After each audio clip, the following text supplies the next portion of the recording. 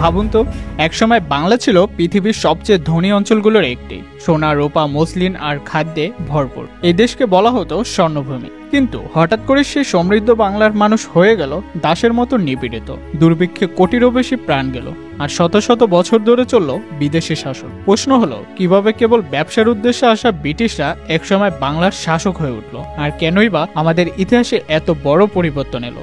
চলুন আজকের ভিডিওতে খুঁজে বের করি বাংলার ব্রিটিশ শাসনের সেই দীর্ঘ ইতিহাস। বাংলার ইতিহাসে ব্রিটিশ শাসনের অধ্যায়ের শুরুটা খুব কৌশলভাবে। ইউরোপীয়দের মধ্যে পর্তুগিজরা প্রথম ব্যবসার জন্য এসেছিল ১৬০০ দশকের শুরুতে। তাদের পর আসলো ডাচ, ফরাসি ও ইংরেজ বণিকরা। কিন্তু তাদের মধ্যে সবচেয়ে শক্তিশালী হয়ে উঠল ইংরেজদের ইস্ট ইন্ডিয়া কোম্পানি। ইংরেজরা শুরুতে নিজেদের কেবল ব্যবসায়িক হিসেবে উপস্থাপন করেছিল। তারা বাংলার মসলিন কাপড়, রেশম, মশলা আর নানান দ্রব্য কিনে নিয়ে যেত ইউরোপে। কিন্তু একসময় তারা বুঝতে পারল কেবল ব্যবসা করে লাভ সীমিত। কিন্তু যদি বাংলার রাজনৈতিক আর শাসন নিজেদের হাতে নেওয়া যায়, তাহলে অগণিত সম্পদ লুট করা সম্ভব হবে। এদিকে মুঘল সাম্রাজ্যের শক্তি তখন দুর্বল হয়ে পড়েছিল। নবাবদের ভেতরে ভেতরে চলছিল ক্ষমতার দ্বন্দ্ব, আর ব্রিটিশরা সেটাকে সুযোগ হিসেবে ব্যবহার করে। ১৯৫৭ সালে পলাশীর যুদ্ধ ছিল বাংলার ভাগ্য পরিবর্তনের মূল ঘটনা। নবাব সিরাজউদ্দৌলা ছিলেন তরুণ ও দৃঢ় চেতনা শাসক। তিনি ব্রিটিশদের বাণিজ্যিক দাপট ঠেকাতে চেয়েছিলেন, কিন্তু দুর্ভাগ্যবশত তার সেনাপতি মীর জাফর ব্রিটিশদের সাথে চক্রান্ত করে। যুদ্ধক্ষেত্রে অনেক সৈনিক লড়াই না করায় সিরাজউদ্দৌলা পরাজিত হন, আর সেই একদিনের যুদ্ধে বাংলার স্বাধীনতার পতন ঘটে। এরপর ব্রিটিশরা মীর জাফরকে নবাব বানালেও তিনি ছিলেন কেবল পুতুল শাসক। প্রাকৃত ক্ষমতা চলে গেল ইস্ট ইন্ডিয়া কোম্পানির হাত। কয়েক বছরের মধ্যেই ১৯৬৪ সালের বক্সারের যুদ্ধে আবারও ইংরেজদের শক্তিকে পাকাপোক্ত করে তোলে। আর ১৯৬৫ সালে মুঘল সম্রাট শাহ আলী দ্বিতীয় ইংরেজদের হাতে বাংলার দিওয়ালি অধিকার বা কর আদায়ের ক্ষমতা দিয়ে দেন। এখান থেকেই শুরু হয় ব্রিটিশদের সরাসরি শাসন। বাংলা তখন ছিল ভারতের সবচেয়ে ধনী অঞ্চল, সোনা রূপা বস্ত্র ও কৃষির প্রাচুর্যের সাম্রাজ্য। কিন্তু ব্রিটিশ শাসনে এই সমৃদ্ধ ধ্বংস হয়ে গেল খুব দ্রুতই। ইংরেজরা বাংলার সম্পদ লুট করে ইংল্যান্ডে পাঠাতে লাগলো।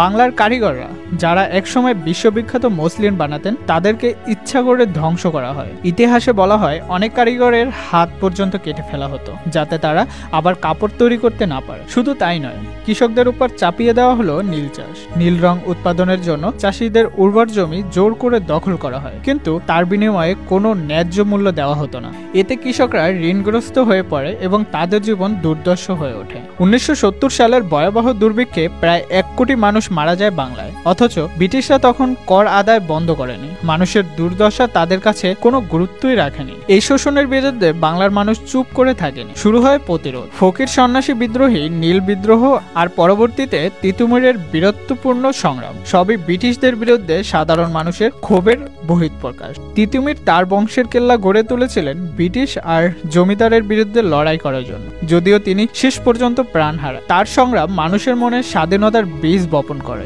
ব্রিটিশরা শুধু শোষণই করেনি, তাদের শাসনের মধ্যে ভারতীয় সাম্রাজ্যের বড় ধরনের পরিবর্তন এসেছে। রেলপথ, ডাক ব্যবস্থা, আধুনিক শিক্ষা ব্যবস্থা, এসব তারা চালু করেছিল মূলত নিজেদের স্বার্থে। তবে ভারতীয় সমাজকেও সেটা প্রভাবিত করে। নতুন শিক্ষিত শ্রেণী তৈরি হয়, যারা পরে স্বাধীনতার আন্দোলনে গুরুত্বপূর্ণ ভূমিকা রাখে। ঊনবিংশ শতাব্দীতে বাংলার নবজাগরণ শুরু হয়।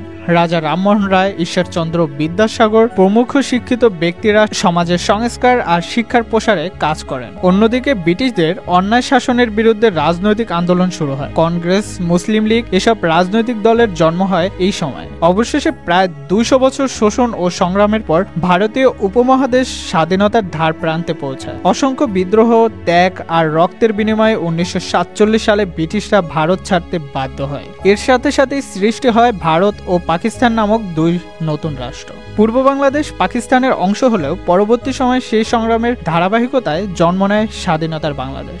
বাংলার ব্রিটিশ শাসনের ইতিহাস তাই কেবল শোষণ আর দুর্ভোগের ইতিহাস নয়, বরং এটি মানুষের জেগে ওঠা, প্রতিরোধ গড়ে তোলা এবং শেষ পর্যন্ত স্বাধীনতার পথ তৈরি করার ইতিহাস। এরকম আরো ইন্টারেস্টিং ইতিহাস জানতে আমাদের চ্যানেলটি সাবস্ক্রাইব করে রাখুন আর পাশে থাকা বেল বাটনটি অন করে দিন, যাতে আমাদের নতুন নতুন ভিডিও আপনি খুব সহজেই পেয়ে যান।